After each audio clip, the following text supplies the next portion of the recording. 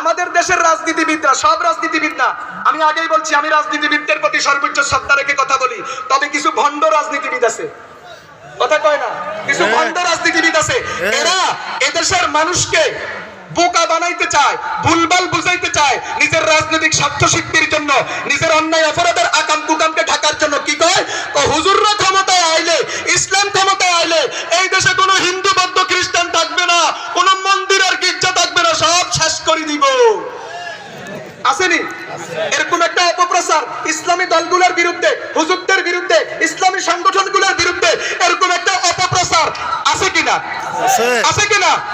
এই বক্তব্য যারা দিবে, তুমি ভোট খোঁজো, কোনো সমস্যা নাই, ভোট খোঁজার জন্য যত বক্তব্য দাও সমস্যা নাই, কিন্তু আমরা পরিষ্কার বলি, ভোট খোঁজার জন্য, ভোট টানার জন্য, দিনের নিজের দলের জনপ্রিয়তা বাড়ানোর জন্য যদি তুমি এটা বলো যে ইসলাম ক্ষমতায় আইলে, কোরআন সুন্নাহর ক্ষমতা প্রতিষ্ঠা হলে অমুসলিম থাকবে না, হিন্দু থাকবে না, বৌদ্ধ থাকবে না, খ্রিস্টান থাকবে না, বিদর্মীদেরকে কচুকাটা করবে, গির্জার মন্দির রাখবে না, সব মাটির সাথে মিশিয়ে দিবে, যদি তুমি এরকম কথা বলো, পরিষ্কার বলবো তুমি সত্যিকার রাজনীতিবিদ না, তুমি দেশপ্রেমিক না, তুমি রাজনীতির নামে ভণ্ডামি করো।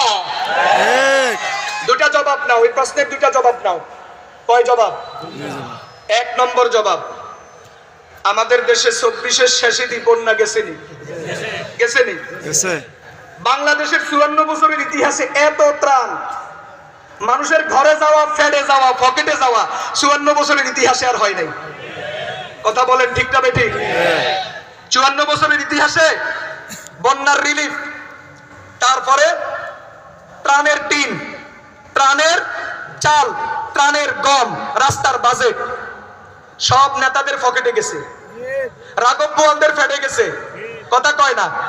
যদি 1 কোটি টাকা বাজেট হয়, জনগণ 5,000 টাকা পাইছে, বাকিগুলো রাস্তায় রাস্তায় নেতাদের পকেটে পকেটে ভাগ বটরা হয়ে গেছে। কিন্তু এইবার বাংলাদেশের মুসলমান দেখেছে, বাংলাদেশের আপামর জনতা দেখেছে, এইবারের বন্যায় কেউ খাওয়ার চিন্তা না করে দিবে কেমনে দেওয়ার চিন্তা। ছাত্র বলেন, মুসল্লি বলেন, ইমাম বলেন, মুয়াজ্জিন বলেন, আলেম বলেন, আলেমের ভক্ত বলেন, পীর বলেন, পীরের মুরিদ বলেন, ইসলামী সংগঠন বলেন, ইসলামী সংগঠনের বাহিরের সংগঠন বলেন, এক কথায় মসজিদ মাদ্রাসা থেকে শুরু করে স্কুল কলেজ থেকে শুরু করে সবাই নেওয়ার পরিবর্তে দিবে কেমনে দেওয়ার প্রতিযোগিতায় উত্তীর্ণ হয়েছে। কথা বলেন ঠিক কিনা? এবং আমরা দেখেছি আমাদের উলামায়ে কেরাম, এখানে অনেক উলামায়ে কেরাম আছে, ওনাদের ভিতরেও আছে ঘটনা, অনেক উলামায়ে কেরাম কোমর পর্যন্ত পানি, বুক পর্যন্ত পানি, হাঁটু পর্যন্ত পানির ভিতরে নেমে নেমে মানুষের ঘরে ঘরে ত্রাণ পৌঁছাইয়া দিছে। শুধু তা নয়, হিন্দুদের বাড়িতে গিয়া, বৌদ্ধদের বাড়িতে গিয়া, খ্রিস্টানদের বাড়িতে গিয়া, তাদের মন্দিরের গির্জায় গিয়া তাদের জন্য শুকনো খাবার, ভারী খাবার এবং যেখানে যেখানে সম্ভব হয়েছে নগদ অর্থ তাদের কাছে পৌঁছাইয়া দিছে। প্রমাণ করে দিয়েছে দেশের তাওহীদি জনতা, প্রমাণ করেছে দেশের উলামায়ে কেরাম, প্রমাণ করেছে দেশের মসজিদ মাদ্রাসা কমিটি এবং মসজিদ মাদ্রাসার পরিচালকরা প্রমাণ করেছে যে ইসলাম যদি ক্ষমতায় আসে, উলামায়ে কেরাম যদি দায়িত্ব পায়, তাহলে কোনো বৈষম্য থাকবে না, কোনো ভেদাভেদ থাকবে না, জাতি ধর্মের কোনো প্রশ্ন থাকবে না, সবাইকে সমানভাবে তাদের ন্যায্য অধিকার দেওয়া হবে, ন্যায্য অধিকার প্রতিষ্ঠা হবে। কথা বলেন ঠিক কিনা? আরেকটা উদাহরণ ভাই, এখন স্লোগান তুলিয়ে আরেকটা উদাহরণ দিই, সেটা হলো আমাদের মসজিদ আর মাদ্রাসাগুলোতে বন্যার সময় আমরা শুধু অমুসলিম ভাই, এরে থামাই না, নিজে নিজে থামবে এরকম, আমি এরে ভালো করেছি, এর বৃহত্তর নোয়াখালীর কোনো মাহফিল বাদ নাই যেখানে সে না যায়, ঠাকুরে থামাইয়েন না, এরা থামাইতে গেলে বাড়বে। শুনেন, ভালো করে শুনেন, আমাদের মসজিদের মাদ্রাসাগুলো, স্কুল কলেজের পাশাপাশি এইবারের বন্যায় যখন আমাদের মসজিদ মাদ্রাসাগুলোকে অস্থায়ী কেন্দ্র করা হয়েছে, খেয়াল আছে নি আপনাদের? তখন এই মসজিদের মাদ্রাসায় শুধু মুসলমান নয়, অমুসলিম, হিন্দু, বৌদ্ধ, খ্রিস্টান তাদেরকেও জায়গা দেওয়া হয়েছে। 3 বেলা খাবার রান্না করে মসজিদ মাদ্রাসার পক্ষ থেকে তাদেরকেও পরিবেশন করা হয়েছে।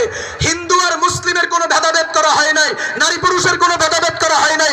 বন্যার এই দুর্দিনে সর্বোচ্চ মানুষের সন্তান বনি আদম, এটা বিচার করে সর্বোচ্চ খেদমত এই দেশের উলামায়ে কেরাম করেছে, এদেশের মসজিদ কমিটি করেছে, এদেশের ইমাম মুয়াজ্জিন করেছে, এদেশের মাদ্রাসাগুলো করেছে, এদেশের মাদ্রাসাগুলিতে, এদেশের মসজিদগুলিতে অমুসলিমদেরকে জায়গা দিয়া প্রমাণ করেছি এবং তোমাদের মুখে চুলকানি দেওয়ার ব্যবস্থা করেছি, থুতু ছিটানোর ব্যবস্থা করেছি। তোমাদের ভণ্ডামি আর বাংলাদেশে চলবে না, ইসলামের হাতেই সবাই নিরাপদ। কথা বলেন ঠিক কিনা? এই জন্য বাংলাদেশের অনেক অমুসলিম হিন্দু ভাইদের পক্ষ থেকে, বৌদ্ধ ভাইদের পক্ষ থেকে, খ্রিস্টান ভাইদের পক্ষ থেকে অনেক নেতৃবৃন্দ বক্তব্য দিয়েছেন যে আমরা অতীতের তুলনায় বাংলাদেশে সর্বোচ্চ নিরাপদ আছি।